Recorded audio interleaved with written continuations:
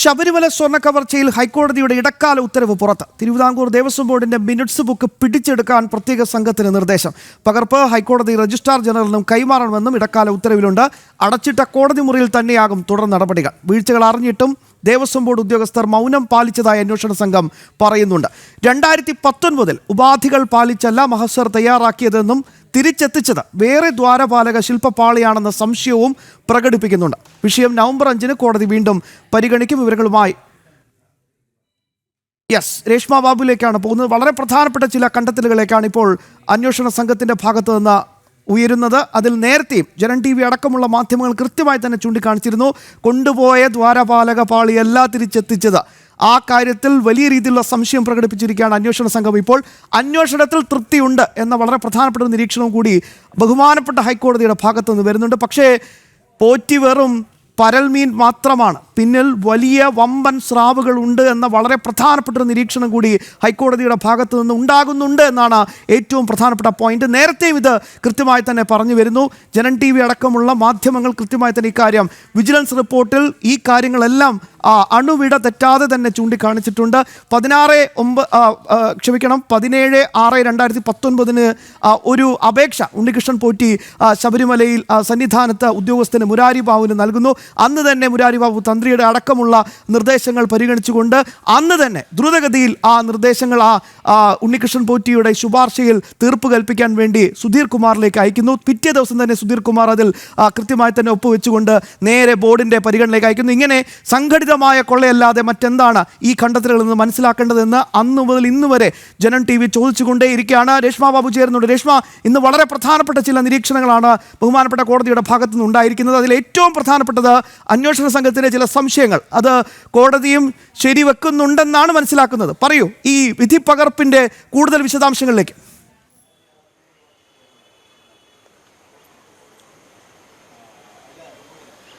Criminal ഗൂഢാലോചന കൂടി അന്വേഷിക്കണമെന്നുള്ളതാണ് ഏറ്റവും പ്രധാനമായിട്ടും ഹൈക്കോടതി ദേവസ്വം ബെഞ്ച് SITക്ക് നിർദ്ദേശം നൽകിയിട്ടുള്ളത്. അതുമാത്രമല്ല, ദേവസ്വം ബോർഡ് ഉദ്യോഗസ്ഥരുടെ ഭാഗത്തുനിന്നും ഭരണസമിതിയുടെ ഭാഗത്തുനിന്നും വലിയ രീതിയിൽ ഒത്താശ ചെയ്യുന്ന ഉണ്ണികൃഷ്ണൻ പോറ്റിക്ക് വേണ്ടിയിട്ട് ക്രമക്കേടുകൾ നടത്തുന്നതായിട്ട് കണ്ടെത്തിയെന്നും ഹൈക്കോടതി ദേവസ്വം ബെഞ്ചിന്റെ ഇടക്കാല ഉത്തരവിൽ വ്യക്തമായും പറയുന്നുണ്ട്. അതിന്റെ അടിസ്ഥാനത്തിലാണ് തിരുവിതാംകൂർ ദേവസ്വം ബോർഡിന്റെ മിനിറ്റ്സ് ബുക്ക് എത്രയും വേഗം തന്നെ പിടിച്ചെടുക്കാനായിട്ട് ഹൈക്കോടതി ഇടക്കാല ഉത്തരവ് ഇട്ടിരിക്കുന്നത്.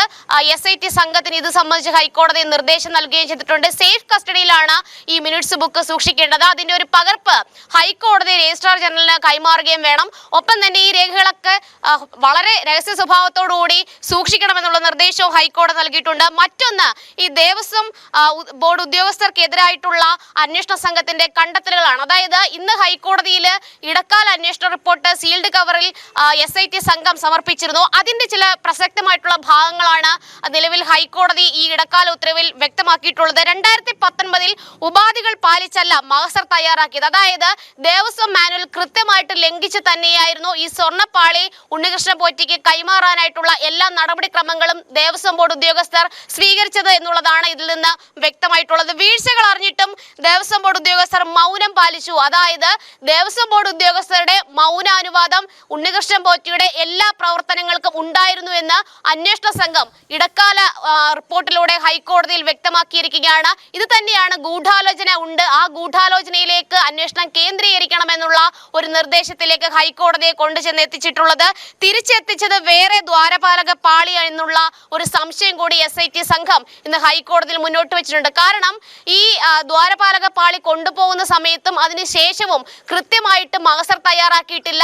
ഒപ്പം തന്നെ നേരത്തെ ദേവസ്വം വിജിലൻസ് സൂചിപ്പിച്ചതുപോലെ ഈ പറയുന്ന ഇല്ലാത്ത ആളുകളുടെ ഒക്കെ തന്നെ സാന്നിധ്യമുണ്ടെന്ന് എഴുതി ചേർത്തു. അതായത് തന്ത്രിയുടെ പേര് എഴുതി ചേർത്തു. അതോടൊപ്പം തന്നെ ദേവസ്വം സ്മിത്തിന്റെ ഒക്കെ തന്നെ പേരുകൾ പല ദിവസങ്ങളിൽ എഴുതി ചേർത്തു. ഇതൊക്കെ തന്നെയാണ് കൊണ്ടുപോയ ദ്വാരപാലക പാളിയല്ല തിരിച്ചു കൊണ്ടുവന്നത് എന്നുള്ള ഒരു സംശയത്തിലേക്ക് ഇടക്കാല അന്വേഷണ റിപ്പോർട്ടിൽ ഈ ഇത്തരം ഒരു പരാമർശം ഉൾപ്പെടുത്താനായിട്ട് SIT സംഘത്തെ പ്രേരിപ്പിച്ചത്. എന്തായാലും ദേവസ്വം ബോർഡിലെ ഉന്നതർക്ക് ഈ ഒരു വിഷയങ്ങളൊക്കെ തന്നെ പങ്കുണ്ടെന്നും സംശയിക്കുന്നുണ്ട് SIT സംഘം. അതായത് ദേവസ്വം ബോർഡ് ഭരണസമിതിയിലെ ആണെങ്കിലും ദേവസ്വം ബോർഡിലെ മൊത്തത്തില് ഉന്നതരായിട്ടുള്ള എല്ലാ വ്യക്തികൾക്കും ഈ ഒരു വിഷയത്തിൽ ഉണ്ണികൃഷ്ണൻ പോറ്റിയോടൊപ്പം പങ്ക് സംശയിക്കുന്നതായിട്ടാണ് SIT സംഘം നിലവിൽ ഹൈക്കോടതി അറിയിച്ചിട്ടുള്ളത്. ദേവസ്വം ബോർഡിനെതിരെയാണ് കൂടുതലായിട്ടുമുള്ള കണ്ടെത്തലുകൾ ഇന്നത്തെ ഇടക്കാല അന്വേഷണ റിപ്പോർട്ടിൽ SIT സംഘം ഹൈക്കോടതിയെ അറിയിച്ചിട്ടുള്ളത്. അതുകൂടാതെ തന്നെ മറ്റ് ചില സുപ്രധാനമായിട്ടുള്ള കണ്ടെത്തലുകളും ഹൈക്കോടതിയുടെ ഇടക്കാല ഉത്തരവിൽ പറഞ്ഞിട്ടുണ്ട്. വശങ്ങളിലെ, അതായത് സൈഡ് ഫ്രെയിംസ്, ഈ വശങ്ങളിലെ പാളികളുടെ കാര്യത്തിലും ഗുരുതരമായിട്ടുള്ള ക്രമക്കേടാണ് കണ്ടെത്തിയിട്ടുള്ളത്. 409 ഗ്രാം സ്വർണം കൈവശം വയ്ക്കാൻ ഉണ്ണികൃഷ്ണൻ പോറ്റി അനുവദിച്ചത് ഉദ്യോഗസ്ഥരാണ്. അതായത് ഈ വശങ്ങളിലെ പാളികളും ഇത്തരത്തിൽ കൊണ്ടുപോയി സ്വർണം കവർന്നിട്ടുണ്ട്. ആ പാളികളിൽ നിന്ന് കവർന്നെടുത്ത 409 ഗ്രാം സ്വർണം അത് കൈവശം വെക്കാനായിട്ട് ഉണ്ണികൃഷ്ണൻ പോറ്റിയെ പ്രേരിപ്പിച്ചതും അതിനു വേണ്ടിയിട്ടുള്ള എല്ലാ സഹായങ്ങളും ചെയ്തതും ദേവസ്വം ബോർഡ് ഉദ്യോഗസ്ഥർ തന്നെയാണ്. അത് സംബന്ധിച്ചുള്ള തെളിവുകളും SIT സംഘത്തിന് ലഭിക്കുക കൂടി ചെയ്തിട്ടുണ്ട്. അതുകൂടാതെ തന്നെ 2025 ദ്വാരപാലക പാളി അത് പൂശാൻ കൊണ്ടുപോയതിലും അപ്പാടെ ദുരൂഹത ഉണ്ട് എന്നാണ് SIT സംഘം ഹൈക്കോടതിയിൽ വെളിപ്പെടുത്തിയിരിക്കുന്നത്. സ്മാർട്ട് ക്രിയേഷൻസിൽ മതിയായ സാങ്കേതിക തികവില്ല എന്നാണ് ഈ പറയുന്ന ദേവസ്വം കമ്മീഷണർ ആദ്യഘട്ടത്തിൽ, അതായത് ഇത് 9-ാം മാസമാണ്, 2025 9-ാം മാസത്തിലാണ് ഇത് സംബന്ധിച്ച് ശബരിമല സ്പെഷ്യൽ കമ്മീഷണർ ഹൈക്കോടതിയിൽ തന്നെ അറിയിക്കാതെ ഇത്തരത്തിൽ ഈ ദ്വാരപാലക സ്വർണ്ണപ്പാളി ചെന്നൈയിലേക്ക് കടത്തി എന്നുള്ള വിവരം ധരിപ്പിക്കുന്നത്. അതിനു മുന്നേ ആദ്യഘട്ടത്തിൽ ദേവസ്വം കമ്മീഷണർ പറഞ്ഞിരുന്നത് ഈ പറയുന്ന സ്വർണ്ണപ്പാളി ഇനി പൂശാനായിട്ട് ഈ സ്മാർട്ട് ക്രിയേഷൻസിൽ കൊണ്ടുപോകാൻ സാധിക്കില്ല. കാരണം സ്മാർട്ട് ക്രിയേഷൻസിന് വേണ്ടത്ര സാങ്കേതിക തികവോ അല്ലെങ്കിൽ സാങ്കേതിക മികവോ ഒന്നും തന്നെയില്ല. പക്ഷേ കൃത്യം 10 ദിവസത്തിനുള്ളിൽ തന്നെ ദേവസ്വം കമ്മീഷണർ മലക്കം പറഞ്ഞു. അതായത് സ്മാർട്ട് ക്രിയേഷൻസിൽ തന്നെ ഈ പറയുന്ന ദ്വാരപാലക പാളി കൊണ്ടുപോകണമെന്നുള്ള നിലപാടിലേക്ക് ദേവസ്വം കമ്മീഷണർ എത്തി. ഇതിലും വലിയ രീതിയിൽ ദുരൂഹത ഉണ്ട് എന്ന് തന്നെയാണ് ഹൈക്കോടതി കണ്ടെത്തിയിട്ടുള്ളത്. എന്തായാലും ദേവസ്വം ഉദ്യോഗസ്ഥർ മാത്രമല്ല, ദേവസ്വം ബോർഡിന്റെ ഭാരവാഹികളും ഇതിൽ കൃത്യമായിട്ട് പങ്കുവഹിക്കുന്നുണ്ട് എന്ന് തന്നെയാണ് ഹൈക്കോടതി പറഞ്ഞിട്ടുള്ളത്. ഈ ദേവസ്വം കമ്മീഷണർ ഒരാഴ്ചയ്ക്ക് ശേഷം പലതും മാറ്റി പറഞ്ഞുവെന്നും ഹൈക്കോടതി കണ്ടെത്തിയിട്ടുണ്ട്. എന്തായാലും ദേവസ്വം ബോർഡ് ഉദ്യോഗസ്ഥർക്കെതിരെയാണെങ്കിലും ഈ ദേവസ്വത്തിന്റെ ഭരണസമിതി അംഗങ്ങൾക്കെതിരെയാണെങ്കിലും അന്വേഷണം നീട്ടണമെന്നുള്ള ഒരു ഇടക്കാല ഉത്തരവാണ് ഹൈക്കോടതി പുറപ്പെടുവിച്ചിട്ടുള്ളത്. അതോടൊപ്പം തന്നെയാണ് ഈ പറയുന്ന മിനിറ്റ്സ് ബുക്ക്, ഈ തിരുവിതാംകൂർ ദേവസ്വം ബോർഡിന്റെ മിനിറ്റ്സ് രേഖകൾ ഉടനടി പിടിച്ചെടുത്ത് അത് കസ്റ്റഡിയിൽ സൂക്ഷിക്കാൻ, ഏറ്റവും രഹസ്യ സ്വഭാവത്തോടുകൂടി കസ്റ്റഡിയിൽ സൂക്ഷിക്കാനായിട്ടുള്ള നിർദ്ദേശം കൂടി ഹൈക്കോടതി പറഞ്ഞിട്ടുള്ളത്. ഏറ്റവും പ്രധാനപ്പെട്ട കാര്യം, നേരത്തെ തന്നെ ബഹുമാനപ്പെട്ട ഹൈക്കോടതി ഇക്കാര്യത്തിൽ വ്യക്തത വരുത്തിയിരുന്നു. കാരണം നിങ്ങൾ പിടിച്ചെടുക്കുന്ന രേഖകൾ, മറ്റനുബന്ധമായിട്ടുള്ള എന്ത് സംവിധാനങ്ങളായിക്കോട്ടെ, അതിൻ്റെയൊക്കെ ഒരു കോപ്പി ഹൈക്കോടതിയിൽ ഏൽപ്പിച്ചോണം. ഇല്ലെങ്കിൽ നമ്മൾ മുന്നിൽ നമുക്ക് ഉദാഹരണങ്ങളുണ്ട് രേഷ്മ. ഇടിവെട്ടും, ഷോർട്ട് സർക്യൂട്ട്, ഇങ്ങനെ പലതും സെക്രട്ടേറിയറ്റ് വരെ പല നിർണായക രേഖകളും കത്തിപ്പോയിട്ടുണ്ട്. അപ്പോൾ സ്വാഭാവികമായിട്ടും ബഹുമാനപ്പെട്ട ഹൈക്കോടതി അത് മുന്നിൽ കണ്ടുകൊണ്ട് തന്നെ കൃത്യമായ ഇടപെടലാണ് നടത്തിയിരിക്കുന്നത്. രേഷ്മ,